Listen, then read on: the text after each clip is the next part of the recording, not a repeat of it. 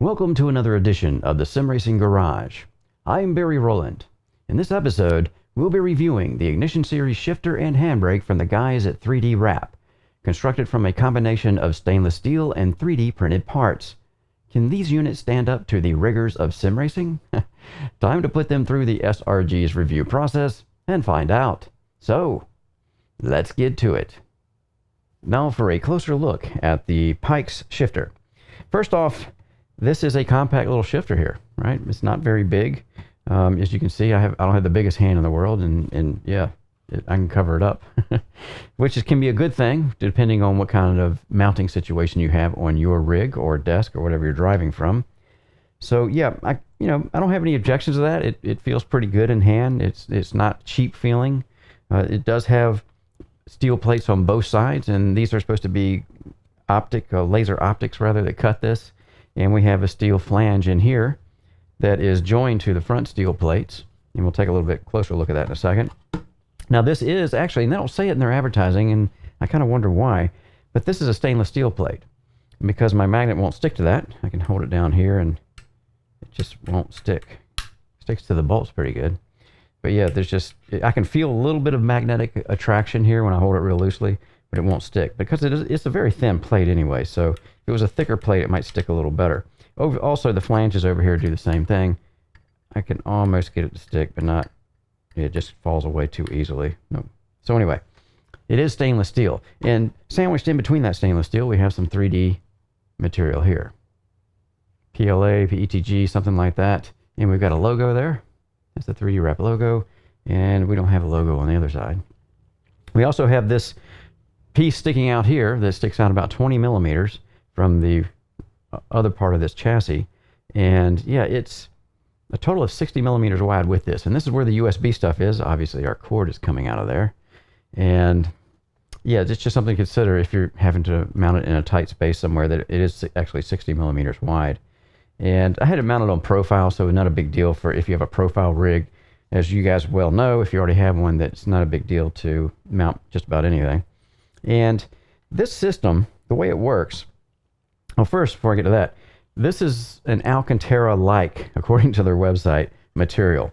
And it feels, I don't know, it doesn't feel like Alcantara, that's for sure. It almost feels foamy, but not quite. Maybe a really, really dense foam or something. But yeah, and you can feel the holes in one side here where the bolts, obviously there's some kind of screw or bolts going in here holding it to the shaft. And the shaft is also, by the way, stainless steel. And it's a pretty thick shaft. I think that came out to what, 8 mil? 9 mil? Oh, 6 mil, yeah. So it's a 6 millimeter shaft here. And the handle itself feels very good and ergonomic in the hand. When I was using it, it felt good. I mean, usually just slapping it around anyway, you're not really doing much. And yeah, like I said, I don't have any complaints about the way it felt. It is not a lot of pressure once you break it away from the magnets in there, and we'll see that once we do the look inside how that works. They even have a good website with the video on it, or YouTube video showing you the internals of this. But we're going to pop it open and check it out anyway. As you know, we love to do that here. Let's see, what else can we talk about here?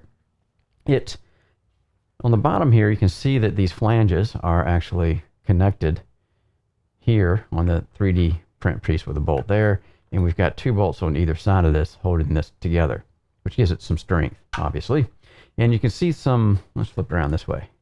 See these blue pieces? Those are the switches, and you can see the wiring in there. Very neat wiring. It's got some good shrink wrap on it. Everything's neatly done. Very professional looking in there. And we see those yellow pieces. Those are the stops for the shifter. Probably, I'm thinking maybe TPU or something, but we'll find out once we get in there. So yeah, not much to see when we look down there, but it'll, like I said, once we actually get it apart, it'll be easier to see what's going on there. And I don't know if you can see that this thing is definitely a fingerprint magnet. I mean, every time I touch it, it leaves a mark on there. So keep that in mind, but you can just brush it right off. I have a little microfiber towel here that cleans it up right off. It comes right off, which is good for stainless steel, because a lot of times, I don't know if you guys ever had stainless steel appliances in your house and stuff. Those things are like impossible to keep clean. Anyway, this one comes right off. So yeah, this is not much else to see here. You know, it's an easy shifter, not a lot of Not a pressure here, not a pressure. The magnet, you break away the magnet attraction in there. In fact, I'll show you think I can show you this moving.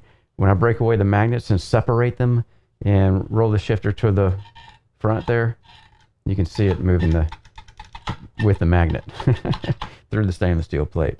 So yeah, 2 magnets on each side, sandwiched together, that hold it together tight in the center, and then you have to break through that magnetic attraction to start your shift.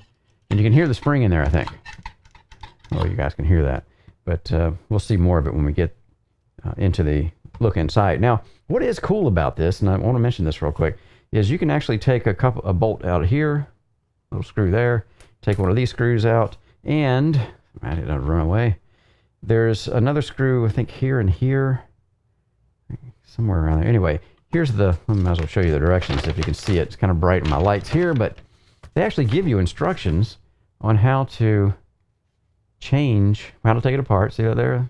You can take it apart, shows where the bolts are, and then shows you taking the cover off, and you can actually replace the switches. See that? So they're telling us how to replace the switches in here, which is great. I love it when a manufacturer actually gives you a path, an easy path, to replace something if it wears out or breaks, instead of having to, break apart glued together panels or something like that. So I really like that, but we'll see all that once we do the look inside of the shifter. Overall, using it, I really don't have anything to complain about. It just got the job done. Not a lot of pressure, but decent pressure, and it's not adjustable, by the way. I think you could probably source another spring in here, though, and maybe do that, but yeah, I think that'd be a mod for later on or something. But yeah, that's it in a nutshell. Oh, one more thing. We've got a nice braided USB cord here. It's kind of nice. Got that cloth braid on it. And yeah, it just feels good. It's very flexible. And it is almost 2 meters long, 5.5 feet. So at least they give you ample USB cord, which, some things I get in here, it makes me wonder what the manufacturer's thinking, giving me a 3 foot or a 1 meter cord when you know you're going to be putting this on a rig, and your computer is probably going to be further away than that. Right. So that's about it for the Pikes shifter. Now we'll just move on to the next segment. Now for our look inside segment on the Pikes shifter. And I went ahead and just removed the access panel that they have for this. And I remember I showed you guys in the closer look this little pamphlet they give you, showing you how to take all that apart. So in case you ever need to replace one of the switches that is used in the shifter, it's an easy thing to do. So we have a hole here, we have a hole on the other side, and yeah, it's just a matter of taking these bolts out, or screws, and these are M5 screws with 8mm nuts, and on the top there is a 3mm hex head, and these are socket head cap units. 2 of those, and the nuts do come off, so be prepared for that. They're not like embedded in anything, they just come right off, so make sure you don't lose them. And then yeah, we have access to everything. See that? There's our switch down here. Now under the lights, this looks kind of bluish. Aquamarine maybe, I guess. I don't know. But when I'm looking at it in real time, it looks green. So I'm looking on my monitor and I'm looking at it real time. It's kind of green. So I called it blue on the closer look. But yeah, now that I have everything off of looking at it in direct light, my studio lights here, yeah, it's definitely greenish looking, even though it definitely looks aquamarine. But of course, that really doesn't matter, does it? What matters is we have access to the switch now. And you can see there is a screw here, just like on the directions, and there's a screw hiding down here in this housing, right in there, right? And you can see them right there on the top, and then on the bottom back towards the rear, or towards the inside of the shifter itself. Now these nuts will come loose when you take those apart, so be mindful, don't lose those, so you can put the next switch back on if you ever have a problem with switches.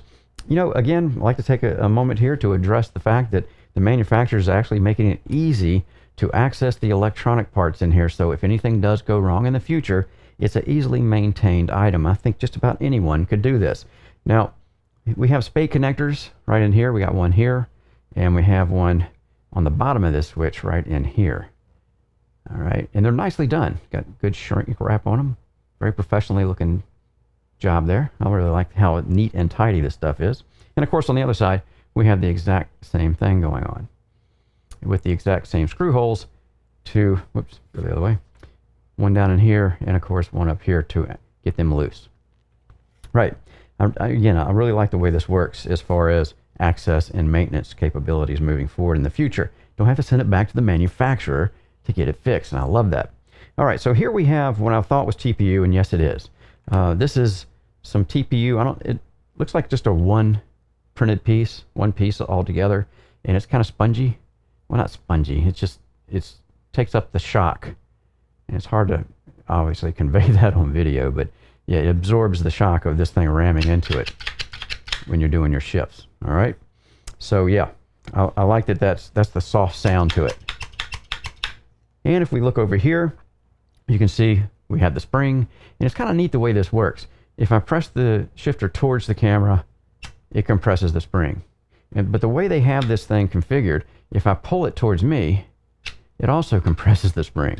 All right, so I really like the little trick way that they did this with the actuator system, the way that they configured the inside of the hinge system here. And it's not going to be the easiest thing to show you, but you can go to their website, and they actually have a YouTube video where they have some plexiglass or something in front of it, and you can see exactly how it works and how this thing separates. But I'm going to try to demonstrate that in here, here under the camera lights. So what we have here is when we shift it one way, it pushes one section of this 3D printed parts one way or the other. So I'm going to press it this way first. That's a good way to do it so you guys can see it. There we go.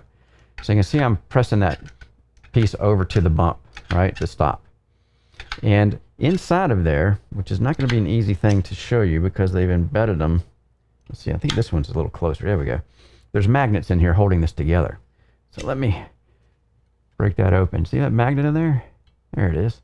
So there's one directly across from it in this other piece of the 3D printed piece, okay, up in here. So there's another piece right in there. So when you first initially move it, you have to separate or break that magnetic field so that it comes apart.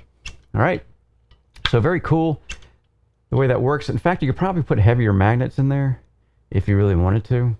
But again, you know, you have to take into account the rest of the drivetrain, if you will. If you start putting heavier stuff in this, how will it wear? So we press it one way, you can see it's moving. That whole lug gets moved, right? Right. Okay, let's go back this way so we can see it better. There we go. So one way, the whole lug gets moved, right? And then if you push it the other way, this lug does not follow it. It breaks loose and just pushes the other side over here like that. See that? So it's kind of breaking away from each one of these pieces here are separate. This piece here and that piece there. It's kind of like the center piece is pushing them one way or the other. But because of the way it works, it's doing compressions on the spring either way, which again is pretty cool, I think. There we go.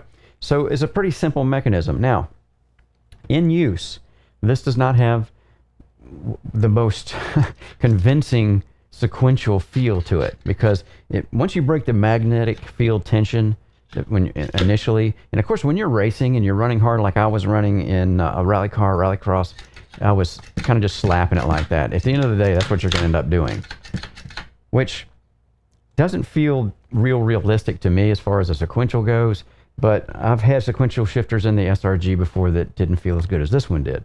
And it seems to be one of those things where you could just keep using this over and over again, and I did. I've got a couple hours on this, and it really was not fatiguing at all, where some of my other sequential shifters, yeah, that takes more effort to shift them, but it's more convincing as far as the immersion part of it. But yeah, after a while, they wear on you, and this is one of those that it won't. You just keep shifting this all day long, I imagine. And it's a good enough action and feeling it to feel like you're shifting something, right? And you'll see that when once we get to the driving section, you'll see me slapping it around and just kind of slapping it back like this, because yeah, once you break past the magnet, it's not a lot of spring tension in here. And of course, it's not adjustable. So unless you put a heavier spring in there. But like I said before, if we start putting heavier springs in, then yeah, there's going to be trouble. I'm thinking that the reason they went with the spring tension that they did was because, yeah, they know that the parts in here, what they can withstand and what they can't withstand as far as long-term durability. And that's the main thing about when you build a product, obviously, is you want to make sure it lasts a long time and it won't break on your consumers who put out their hard-earned money to buy one of these things. All right, so yeah, I think that's pretty much it for the look inside here. Like I said, you know, it's 3D printed parts, but they seem to be working well. I didn't notice any degradation in performance under use, and I was slapping it around pretty good, as I like to do around here in the SRG. see if I can break something. So I was pretty much slapping pretty hard on this thing when I was using it. And I was actually looking down inside of here to see how this TPU is wearing. I can't see really any wear on it at all, but it's kind of neat the way they did this. This whole piece here that slaps this on this side is completely flat down in there. See how flat that is on this side? Let's see, this side right here. I don't know how well that's going to show up in the light, but it's pretty flat. So, and it's very broad, so it's not like just this little piece of something slapping on the TPU. It's got a good area of impact here. So this whole thing is taking it, not just part of it, which is a good idea. Now on the other side, we have the same thing, but there is a divot outside of that one. See if I can show you that. And yeah, this little raised area here, right here. And of course, that's to capture the top of the spring. You can see the spring down in there. But other than that, it's in this kind of curve there, but that does not, this little piece here does not obviously make contact with our TPU bumper stop. Right there. Okay. So I think I've showed you everything. And yeah, it has the same kind of shaft assembly as we have on the brake, which is 2 pieces of stainless steel plate, and they're bolted together, obviously. Right. Okay, so that's the look inside for the Pikes shifter. So let's take a closer look at the Akina handbrake. And it is similar in construction method as the shifter we've already seen the closer look at over here. Yeah, stainless steel plate on this side and a stainless steel plate on the other side here. And of course we got bolts going through this to sandwich this all together. And then we have the 3D cover in the middle here. And again, 3D wrap logo there. And we have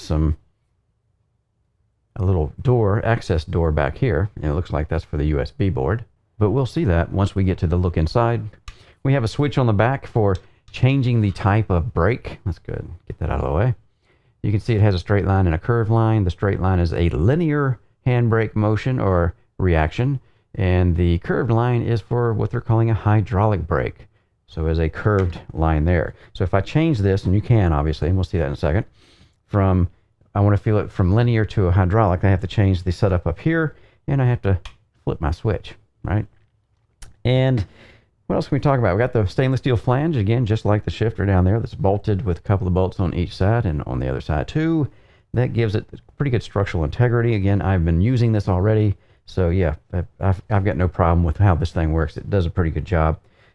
Again, this, what they're calling Alcantara-like on the grip, which is like this real dense, foamy material. It's hard for me to describe what this feels like. Anyway, got the same stitching on it, same theme that the shifter has. And it's well done stitching. I've been using it for a while and nothing's come apart yet, so that's always a big plus, right? Let's see, what else can we talk about? We have, again, a USB cord here that has the nice cloth wrap on it, and it is also 5.5 feet long, or almost 2 meters, just like our shifter over there. So they give us ample amount of cord here, which I do like. I think I said that on the shifter part. Now, there's ways to adjust this. I'm going to go through that real quick for you. And first, let's talk about the handle. Right now, it's just straight up and down. So they do give you a way to adjust this. Now, it comes with this very cool little wrench. They got a laser cut wrench here. I wonder if this is stainless like everything else. Sure is. All right, so this is a stainless steel wrench. And it has, I believe that's an M8. And we have, I believe that's a 12. Anyway, it's for the bolts that we're going to be using to adjust this. First, we'll talk about the handle. And I had it in this position when I was racing it, all right? Because that's the way it fit in my cockpit, and it went next to the shifter very well that way. So what you do is you take a 4mm hex, right, to adjust the angle on this thing. We've got a 4mm hex bolt here, and on the back we have a acorn style nut, right? So all you do is very simple. You take your little wrench here that's got the 8mm part on it, and you just loosen it up like that. And we'll loosen the bottom one. I don't think you have to get these very loose. I can't remember because it's a while ago when I actually did the adjustment on this. Oh, not very far. All right, so if we wanted to mount this straight up and down, then we could do that with the let me get this over here, and then you'd be pulling like this, right? If I could actually mount this on the wheel base upright on my P1X if I wanted to, and just pull down on it like that. So it does give you some adjustment on the angle. Plus, if there's a different way you have to mount it to your rig, you can get that much of an angle in it, but this is where it stops, straight up and down. And that's where I had mine when I was actually using it. So I'm going to go ahead and snug that up real quick. And then we'll move on. So I'll be using this again probably, even though I've already been running it for a while. And it's done a pretty good job. Again, I don't have any complaints with the way this worked. I mean, once I got it adjusted right to in the game that I was using, which is iRacing, it did a fine job. All right, now let's talk about the adjustment of this little curved piece here in the housing. See that there? This is not adjustable. That's just it has a round ring in here. I don't know how well you guys can see that, but it's a plastic bushing type of piece going on in there with a reinforced metal shaft in it. You can see the shaft in the middle there. And that's kind of a guide. It's just rolling on this stainless steel plate, and we have one in here too on the other side, right? So that's kind of a stabilizing guide, if you will, right? All right, so let's say right now I am in, what am I at? Linear, yes. And you can see on the sticker here where this bolt is located, and it tells you, it gives you an indication of which mode you are in. So right now I'm in linear, and I would have that over, the switch should be over there like that for the electronics.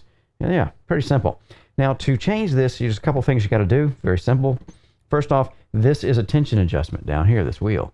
It's a nice big thick knob too. It's very easy to adjust the tension. And all you're really doing is, see the spring under here? We're stretching that spring back that way when we're turning this wheel. If you turn it clockwise, it will actually turn. So you guys can see how that's moving towards the back as I turn it, right? Which is the wrong way if you want to make the adjustment for this changing the modes. All right, so, and this will actually keep coming out because you're pulling it with the spring assembly down there on the bottom. All right, simple stuff. Well thought out, actually. I like the way they did this. Pretty simple, easy to use, and this big knob really makes it easy to loosen things up. So to make the change here for my going from linear to the what they call the hydraulic or a non-linear curve for the reaction of the pull, then yeah, you loosen it all the way up, right? So I just spin it, keep spinning it, and it will get loose enough that I can do this.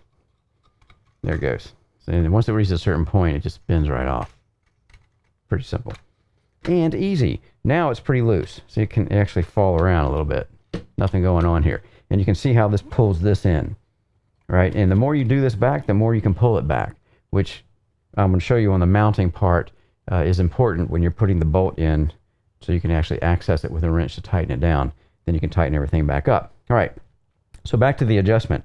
Again, very simple thing to do here. We have a nut here. I believe that's an M12, maybe a 13, but the wrench here takes care of that for you, right? So you don't have to worry about it. And that's going to fit on that side. Then over here we have an M8 bolt with a 6mm head on it, and that's a socket head cap bolt, as you can see there sticking out. And we're just going to grab each side of this, loosen it up a little bit, like so. And that was easy, huh? You don't have to get it real loose. You don't have to take it apart or anything. And then it's just a matter of pushing it forward, right? Because it's going to follow this cam. Let me pick it up right so it doesn't go forward. And it's going to go down, and there's a little hook under there. See a little hook? There's kind of a hook shape right there. That's going to catch this bolt when we actually do that. So I'm just going to kind of push it forward, and it actually fall down, right? And you can also see down on the bottom here that this is moving too, right? Because it's all connected. It's all part of the deal, right? So now that I got it to fall down there, then I can tighten this back up. Very simple again. And this is the mode that I run this in, I believe. Once I had everything set up, I preferred that one. Right, so now I'll have this tight, then we can go ahead and roll this back in, tighten it up, and again, we're watching how far we tighten it right there on that little markers here that we have from minimum to maximum. I'm just going to tighten it up a little bit, and there we have it. Now we have the, well, one thing we forgot. You got to make sure you hit your switch so the electronics change the curve to match what we've done here as far as the mechanical movement that we're doing. So there we have it. Now we're, and it feels better to me in this, in the hydraulic one. Of course, that's very subjective. So yeah, I liked it in that position there. And it's got enough tension that it feels like you're doing something with a hydraulic type brake if you want. if you will, rather. So yeah, it did a good job when I was using it. I really didn't have any problems with it. Once I got used to where the sweet spot was to engage the rear brakes and lock them up to where I could start my slide, then yeah, once you find that and you get the feel right by the tension adjustment in here, which I believe I had it all the way back, yeah, it did a pretty good job there. So again, you can not see much on the bottom there, just the spring, but I'm gonna see if I can't figure a way to take one of these plates off and actually watch this thing in action. I'll probably have to put some washers or something in place of this plate, but I think I can get it done, but we'll have to wait till we get to the look inside segment. So other than that, yeah, let's see, how long is it? Well, this is, I believe this is 100, was it 210? It's about 210 long, which would make that, how many inches? About 8.5 inches, right? So 8.5 inches long. And again, if you have a profile rig or something, it's really no big deal mounting it. It is definitely longer than what we have on the shifter over here, as you can see. And you put them together here, right? Of course, we got a lot more mechanicals going on in this handbrake. But again, I'll show you how I'll have this mounted once we get to that point. So yeah, we'll actually just go ahead and start getting to the, I believe the look inside segments will be coming up next. Now for our look inside segment on the Akina handbrake. So I've taken this piece off here, which does two things. Actually, it's pretty weighty too. It's heavier than I thought it was going to be. And it does two things. It provides a guide for this piece here that moves when we move the handle, right? Just like it does on the other side, a little roller guide. And of course, it also is a reinforcing plate for the 3D printed spaces here. And of course, everything will attach down to each one of these brackets down here, where I showed you earlier in the closer look. And I'm going to kind of gingerly pick this up because it's not totally as sturdy as I would like it to be, but this is the only way I can show you this stuff. All right. So yeah, this is the main shaft coming down, obviously, right? And we have that encased in some 3D parts here. Now this is some pretty tough feeling 3D. I'm not sure what this is, but it feels pretty stiff. And yeah, it feels like something that's not going to wear easily. And this part over here feels like the normal PLA or PETG or whatever they're using here. So I'm sure it's something that's going to last, because that's obviously something that's going to be used a lot. Now, they have put a gear piece or a strip of teeth, right, on this metal piece here. And that is engaging a sprocket, if you will, or another gear right here. Now that gear, if you look down the reflection here, you can see there is a potentiometer in here, a rotary potentiometer that is attached to that gear, of course. So when we actually use this handbrake, see if I can hold this while I'm doing it, you can see it will turn that gear like that. And of course, that's a position potentiometer, so it lets the electronics know what position it's in as far as how far we've turned the brake. And you can see the cam action on the lever connecting here to here, and obviously that's pulling against the spring down there. So yeah, a very sturdy feeling mechanism right out of the box. I mean, and I'm glad that this is some harder stuff that they're using here as far as this. I think it's hard to tell if it's printed, but I'm pretty sure it is. In the middle, everything is riding on a very nice shielded bearing. And of course, that's a steel bolt holding everything together. And of course, we have our little coupler here, our stainless steel coupler that is attached to this threaded bar back here that uses to increase or decrease our tension on our spring here. So yeah, I like the way this is working. And you know, I'm sure it took them a while to come up with the right shapes and everything and designs to make all this work right. And with this linkage here, manipulating the spring the way it does, gives it that curve, that feeling of you're actually pulling on something, and as you're pulling on it, it gets harder and harder to pull, right? And currently I have this on, I believe, the hydraulic. Yeah, let me turn this around here without anything falling off. Okay, gently. Yeah, you can see I have it in the hydraulic position. Here's the switch on the back. We can see the switch in here, but really it's not much to see. It's just the switch attached to the back of that. I don't know how well you can see that in there. And this is the USB board that they're using, obviously. Be very careful here. So yeah, this is USB that's doing the conversion for us, and that will go through the back here. And there's a little set screw that goes down in here to clamp down on this part that plugs into it. So overall, I'm pretty impressed here with the design. I think they've done a very good job here. I imagine it took them a long time to actually come up with something that's going to work and what they would think is going to be durable enough that they could sell it. And yeah, people can use this for a while. I think this will be all right. I mean, where it needs to be good parts, there are good parts, like the seal bearing in here, or the shielded bearing. You know, all the steel, stainless steel parts in here. So yeah, I don't really have much to complain about here. This 3D printed here, this PLA feeling stuff, is really just acting as a spacer to hold the, obviously the other plate laying over there, and the plate on this side, and just giving it a spacer to squeeze everything together against. So this piece right here doesn't have to have a lot of strength, right? Because it's not being utilized. There's no stress on this. So yeah, overall, I think I like what I see here. So there we have it, the look inside of the Akina handbrake. So this is what it looks like as far as the shifter and handbrake mounted to my rig, using the P1X's regular shifter mounting beam there. And you'll notice that the Pikes shifter is actually sitting on top of two 40 series profiles on top of a 4080. And that's so I could get them, as you can see, pretty close to even. And I found that to be a better ergonomic position for me personally than just having the shifter way down lower. And again, this is the beauty of profile cockpits. You can do this kind of thing pretty easily. Just a corner bracket in the back there, another corner bracket in the front, and you are done. Just screw it down like you normally would. Let's go ahead and take a look over here on the other side. And the brake is mounted. And one thing I wanted to show you guys about this handbrake on the mounting is that you can pull this back. First of all, you have to have this way loose, okay, all the way out here like this to access this bolt. So what you can do is you can actually just take this and pull back on it. Let's see, I'm pull back so you guys can see that. And that pulls it in when it's real loose, right? Then I can get a wrench on this and tighten it down. Then once you're done, you just push it back up, and you can see when I'm doing that, it's moving the bolt that we saw earlier when I was doing the closer look and the look inside stuff. So yeah, that just pushes it back, and that's the spring bolt. And then you're free to go ahead and take this and spin it back on like that. And then go ahead and adjust the tension that you want. And I ended up with the tension being all the way back to the back.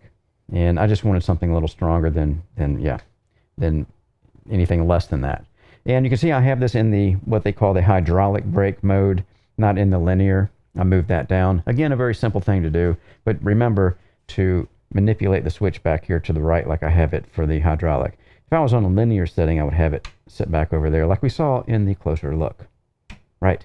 So there it is. It's all set up, very secure. And again, I like the height on this because yeah, it makes it more comfortable when using it. And of course, I have been using this already. So yeah, we'll just go ahead and jump in and yeah, start driving this thing. So here we are in iRacing in the Ford Fiesta, and we are at the Sonoma Rallycross track. I thought this would be a good place to try out this handbrake and shifter combination offered from 3D Wrap in their Ignition series. And you know, the thing about handbrakes and shifters that I've used a lot of them and tried a lot of different ones. I think it's how they integrate with your driving style and what you're doing. They should become something that you're just using really without not thinking too much about it. And some of these shifters and handbrakes are better suited to that than others. And this is just one of those systems that I think comes together pretty well. And you know, I came up to speed pretty quick of you know, where my reach was. Of course, having the P1X Cockpit and being able to adjust everything exactly where you want it also helps a lot. But yeah, it allowed me to come up to speed pretty quickly here with using the shifter and the handbrake itself. So it was kind of a just you forget it and just drive as hard as you can. And I'm trying to squeeze the last few tenths out of a best lap time that I can get rather here at Sonoma, which is one of my favorite tracks for rallycross for some reason. I don't know why, but I just really like this track. So let's talk about the shifter itself. Now, there's not, as you saw, if you saw in the closer look and look inside, it's not a very heavy spring in this shifter. And I think they did that on purpose to just give you a throw that feels like you're doing a sequential shift rather than just giving you a lot of pressure. And there's you know, it depends on who you talk to, which way is better. I like it to be a little heavier. It's a little more convincing as far as realism goes and immersion. But on the other hand, having a light one is, you could use the thing all day and never get tired. And that's the kind of shifter this is. Now, I will say this about the shifter. It has a nice long throw to it. Now, other sequential shifters I use and have used before have a very short throw, which depends on the person again. It's kind of subjective what you would prefer or like better. And I seem to like a little bit more throw in mine than just, something that's very, very limited in the amount of throw you get. Because the more throw you get in a sequential, it seems to me, the more convincing it seems as far as you're using a sequential shifter. And it just kind of works for me as far as the throw goes. And because it's the longest throw, and they probably knew this at 3D Wrap when they were making this series, because the sequential shifter has a longer throw, it kind of matches the throw of the handbrake. So in other words, you don't have a sequential shifter that you just push it just an inch, or not even that, and it hits the switch and you're done. So it doesn't feel, it feels like out of sorts on the handbrake if it has a long stroke in the handbrake, which this one does. So again, it's a very subjective thing, but these seem to come together and match each other pretty well as far as the pair coming together and relating to each other. So I really can't fault the sequential for anything other than it's kind of a light throw for me personally, and I'd like to have something a little stiffer because I have a strong enough arm I could do that all day long, but with a stiffer type of tension on the sequential, which is the main one I use does have that, but it doesn't bother me at all because it's a nice long one. It's got good leverage and a good throw to it. All right, and the handle on the sequential, by the way, is very comfortable. I never had any problems with my hand, not liking that particular grip, but then again, I was just kind of slapping it around at the end of the day, right? So let's talk about the handbrake. And we're using it right there.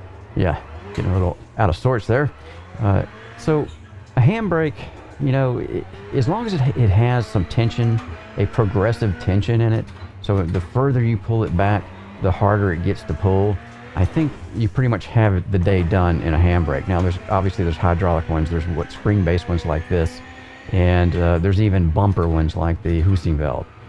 So they're all at the end of the day achieving the same thing. It allows you to pull the handbrake back in different forces. In other words, you feel the right where the tension needs to be. You can identify with that to where the rear wheels start to lock up and throw you into the slide where you want it to be. So once you zero in on that, and you can see mine's pretty far back where I actually tuned it in iRacing.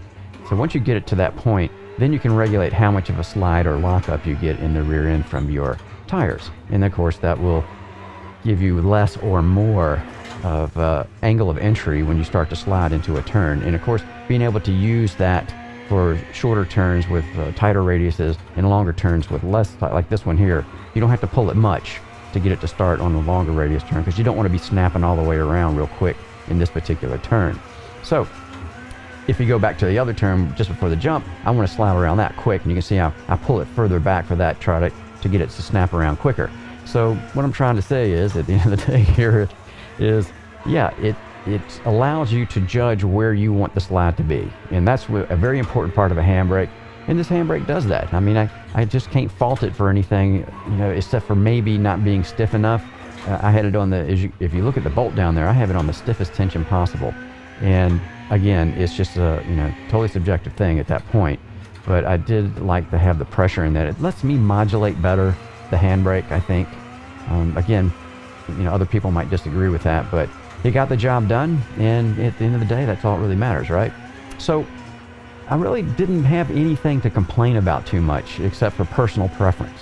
I mean, as far as doing their job and actually working well together in tandem, they did a good job of tuning these things so they felt like they go together when you're using them. And I think that's a pretty important thing to do when you're manufacturing a product, especially for sim racing or sim flying or something like that. So yeah, they just come together, they get the job done. I really didn't have anything to gripe about here too much. I mean, like I said, I could use these and be happy if this is all I had.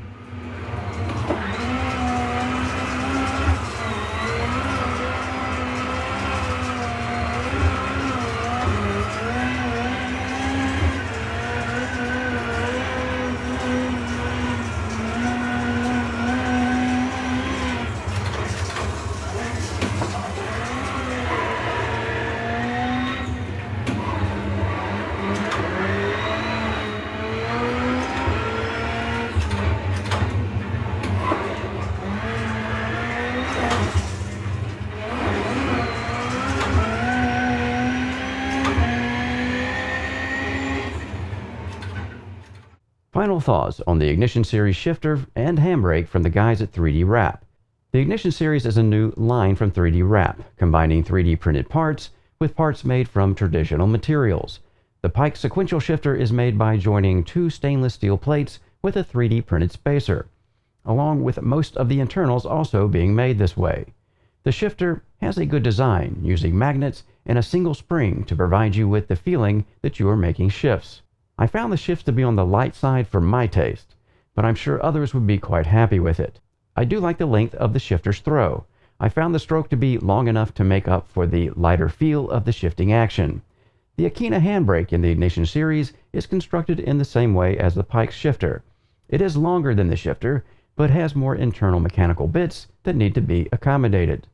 The handbrake has an adjustable tension element, letting the user dial in their preferred weight when pulling on the handle. I ended up with it on the stiffest setting. It also has two different curves available and can be adjusted by moving the front internal cam lever bolt either up or down. I use the hydraulic brake setting here. You will also need to select the correct position for the switch on the rear of the handbrake. The inside bits are made from stainless steel and 3D printed materials. I'm not sure what type of filament they use on the large lever bits, but it seems to be pretty solid.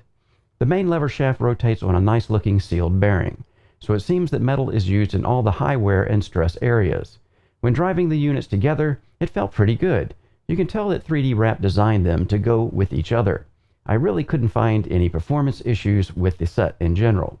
The handles felt good, and although the shifter was on the lighter side for me personally, it didn't stop me from making all my shifts exactly when I wanted them. The handbrake was easy to tune, and I was able to modulate the car's braking pressure without issue once set up to my personal preference.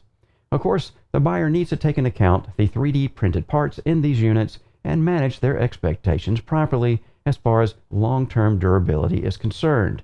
Some 3D materials are better than others. At about $120 for the Pikes shifter and $150 for the handbrake, I think their performance fully met my expectations. I'm Barry Rowland. Thanks again for watching the Sim Racing Garage channel. Don't forget to hit the subscribe button, and if you would like to help support what I do here at the SRG, visit my website at simracinggarage.com.